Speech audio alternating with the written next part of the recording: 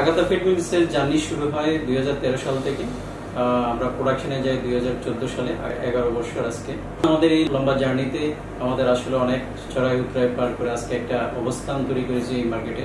আমরা আগাতা feed mill ছিল, আমাদের production capacity almost 30,000 tonnes, but আমরা প্রোডাকশন করতেছি অলমোস্ট 10,000। আমাদের টার্গেট আরো উত্তর বৃদ্ধি হওয়া। আমাদের মেইনলি ফিশ ফিড নিয়েই মার্কেটে ভালো একটা অবস্থান তৈরি করি। তারপরে আমরা পোল্ট্রিতেও চেষ্টা করতেছি আমাদের মার্কেটটাকে আরো ডেভেলপ করে কিভাবে আরো উত্তর বৃদ্ধি করা যায়, এবং আমরা ক্যাটেল ফিড নিয়েও কাজ করতেছি।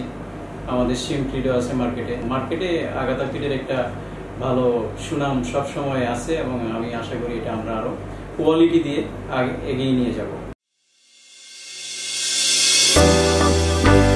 আমি বলবো যে লাস্ট যুদ্ধ, যেটা ইউক্রেন এবং রাশিয়ার যে যুদ্ধ, ওই সময়টা আমাদের যেই প্রবলেমটা আমরা ফেস করি, মেইনলি যারা ইম্পোর্ট করি ওই সময়টা, ডলার রেট ফ্লাকচুয়েশনের কারণে অলমোস্ট প্রত্যেকটা কোম্পানি, শুধু আগাতা ফিড না, এখানে প্রত্যেকটা কোম্পানি আমি বলবো ইম্পোর্টের কারণে যে লসটা হয়েছে সেটা হিউজ। এটাকে রিকভার করা আমরা এখনো রিকভার করে উঠতে পারিনি। দেশের আসলে সার্বিক এই পলিটিক্যাল সিচুয়েশন লাস্ট 1 ইয়ারে আমাদের দেশে একটা অনেক পরিবর্তন হয়ে গেছে। তো এই পরিবর্তনের ভিতর দিয়ে আমাদের অনেক সমস্যার সম্মুখীন হতে হয়েছে। আমরা আগাতা ফিড মিল না, সবাই এটা ফেস করেছেন। আমরা এইগুলোকে ওভারকাম করেই কিন্তু এই সেক্টরটা এত চড়াই উতরাই পার করেই কিন্তু সবাই এগিয়ে যাচ্ছে। আমাদের এই সেক্টরটা আসলে আমরা রুরাল এরিয়াতে আমরা কাজ করি, আমাদের রুরাল জনগণকে নিয়ে আমাদের কাজ করতে হয়, এবং আমাদের আসলে যারা এই সেক্টরের সাথে জড়িত, বেসিক্যালি আমি বলবো যে যারা আপনার ধরেন গ্রামীণ মহিলা, তারা কিন্তু এই সেক্টর দিয়ে এগিয়ে যাচ্ছে। লাস্ট আপনি যদি 10 ইয়ার্স বা 15 ইয়ার্স দেখেন, আসলে দেশের অনেক উন্নত হয়েছে শুধু এই পোল্ট্রি অ্যান্ড ফিশ সেক্টরের জন্য। এবং প্রোটিনের একটা বড় সোর্স কিন্তু এই পোল্ট্রি এবং ফিশ, ক্যাটেলও এখানে একটু জড়িত। বাট আমি বলবো যে পোল্ট্রি দিয়ে কিন্তু আসলে আজকে আমাদের এই জাতি প্রোটিন সমৃদ্ধ হচ্ছে, এবং আমাদের যে বুদ্ধিদীপ্ত জেনারেশন তৈরি হচ্ছে সেটা শুধু এই প্রোটিনের কারণেই। কিন্তু আমাদের যে আসলে অনেক ধরনের প্রবলেমগুলো আছে, যেমন বিএসটি এর যে প্রবলেমটা, এগুলা, এবং পাটের বস্তার আজকে যে প্রবলেমটা আমরা ফেস করতেছি, সেটা যেহেতু সরকার চাইলেই আমাদের এই জায়গাগুলোতে আমাদেরকে কনসিডারেশন করে, কিভাবে শুধু কনসিডারেশন, অ্যাকচুয়ালি পাটের বস্তার প্রবলেমটা তো সবাই জানে যে এখানে পাটের বস্তাতে যদি আমি ফিড দেই, আলটিমেটলি এটা আমাদের 15 দিনও এটা ময়শ্চার যে ডেভেলপ করবে, ময়শ্চারের ফিডটা ঠিক থাকবে না, এটা অলমোস্ট ডিস্ট্রয় হয়ে যাবে। তো এই ফিড বেশি দিন না রাখতে পারলে, আমরা যেটা 2 মাসের একটা ডেট দিয়ে দেই, সেটা যদি 15 দিনে নষ্ট হয়ে যায়, সেই ফিড খাওয়ালে মুরগি মারা যাবে, এবং মাছেরও বিভিন্ন ধরনের ডিজিজ বা আদার্স প্রবলেমগুলো শুরু হবে। তো সেই জায়গাতে আমি বলবো যে এটাকে লজিক্যালি চিন্তা করে আমাদের সরকারে যারা আছেন তারা যাতে এটাকে অব্যাহতি দেয় এবং আমাদেরকে চাপিয়ে না দেওয়া এই ধরনের জিনিস। আমাদের যেহেতু সব ধরনের র মেটেরিয়ালস ইম্পোর্ট করে নিয়ে আসতে হয়, আমাদের দেশে যা উৎপাদন হয় এটা দিয়ে আমাদের হয়তো আমরা অলমোস্ট ম্যাক্সিমাম 30% আমরা রিকভার করতে পারি। বাকি 70% আমাদের র মেটেরিয়ালস কিন্তু আমাদের ফুললি ইম্পোর্ট বেস। আর সেগুলো যখন ইম্পোর্ট করে নিয়ে আসতে হয়, আমাদের ইউপাস এলসি যখন আমরা করি, সেটা 6 মাস পরে যখন আমরা পেমেন্টটা দিতে গিয়েছি, যেটা আমরা 86 টাকা যে গুডসটা নিয়ে এসেছিলাম, সেই গুডসের পেমেন্ট আমাদের করতে হয়েছে 100 টাকা থেকে 100, এখনো পর্যন্ত স্টিল না 122 টাকা এখন আমরা পেমেন্ট করছি। তো আপনি দেখুন, ওই ফ্লাকচুয়েশনে আমাদের প্রায় হিউজ টাকা আমাদের এখান থেকে হারিয়ে যায়। তো সেই যে লসটা, সেটা কিন্তু স্টিল নাও আমরা রিকভার করতে পারিনি।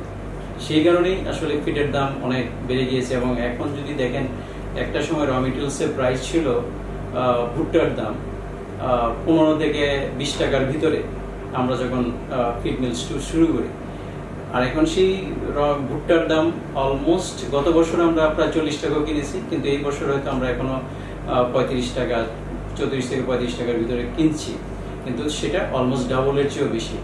এবং আপনি যদি আজকে সয়াবিন মিলের কথা ধরেন, সেটা একসময় আমাদের প্রাইস ছিল আজকে থেকে 2 বছর আগেও এভারেজ প্রাইস ছিল 35 টাকা। আমি যদি সারা বছর ক্যালকুলেশন করি, আর সেইটা এখন আমরা এই বছর কিছুদিন আমরা 80 প্লাসও কিনেছি এবং এইটা এখন হয়তো 60 টাকার ভিতরে আসছে। তো সেটা অলমোস্ট আপনি বলতে পারেন যে ডাবল। তো এই ধরনের কারণে এই যে র মেটেরিয়ালস গুলা, প্রত্যেকটা র মেটেরিয়ালস এর দাম কিন্তু আমরা প্রায় সারা পৃথিবীতে দাম বেড়ে প্রায় ডাবল অলমোস্ট ট্রিপল হয়ে গেছে। সেই কারণে আমরা আসলে দাম যেটাও বাড়িয়েছি সেটা আসলে আমি মনে করি যে আমাদের প্রাইসের সাথে আমরা অনেক কম বাড়িয়েছি।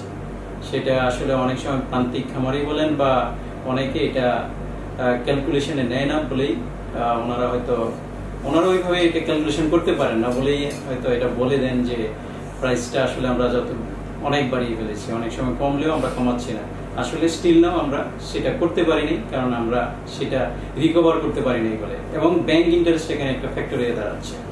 আপনি যখন লাস্ট ইয়ারও ধরেন আমরা 9% ব্যাংক ইন্টারেস্ট ছিল, সেই ব্যাংক ইন্টারেস্টটা এখন অলমোস্ট আমরা এই বছর মানে 14% আমরা দিচ্ছি, 13 থেকে 14%, এবং কেউ 15%ও দিচ্ছে।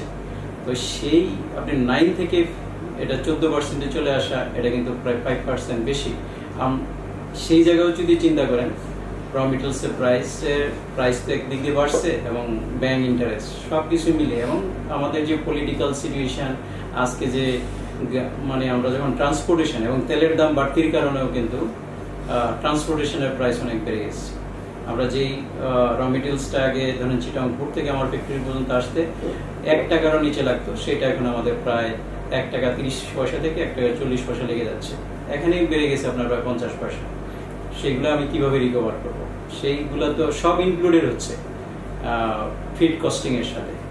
তো আসলে ওভারঅল সিচুয়েশনটাই এরকম আমাদের, এবং আমাদের যে দেশের আজকে পলিটিক্যাল বা আদার সিচুয়েশনের কারণে আমরা একটু ফেস করতেছি, বিজনেসে প্রবলেম ফেস করতেছি। সেগুলো আসলে স্টেবল না হলে এই প্রবলেমগুলো থেকে যাবে। আমরাও চাচ্ছি যাতে আমাদের ফার্মাররা ভালো একটা কম দামে ফিড পায়, আমরা যাতে প্রোটিনটাকে সবচেয়ে কম দামে দিতে পারি। সেটা কিন্তু আমাদের ফিয়ার থেকে বলেন আদার অর্গানাইজেশন গুলো সবাই চেষ্টা করে যাচ্ছে, কিন্তু আমরা অনেক সময় টিকিয়ে থাকতে গিয়ে আমরা পারতেছি না। সেটা আমার কাছে নতুন সরকারের কাছে চাওয়াটা এটাই যে আমাদের যেহেতু আমাদের এই সেক্টর প্রতিদিন আমাদের ঘুম থেকে ওঠার পরপরই কিন্তু আমরা খাদ্যে ডিম চাই বা চিকেন চাচ্ছি, সেটা তো আমাদের লাগবেই। এটা আমাদের প্রতিদিনকার রুটিনেই লাগে। তো আমি বলবো এই সরকারের কাছে এটাই চাওয়া যে যেহেতু এটা আমাদের ডেইলি নিডস, সেটার জন্য কতটুকু আমাদেরকে সুযোগ দেওয়া যায়, মানে এই সেক্টরটাকে ফ্লারিশ করার জন্য, লাইক ট্যাক্স ভ্যাটের দিক দিয়ে এবং আদার যে প্রবলেমগুলো আছে সেটাকে আমাদেরকে সাপোর্ট দেওয়া, তাইলে আমরা হয়তো আরেকটু এগিয়ে যাব।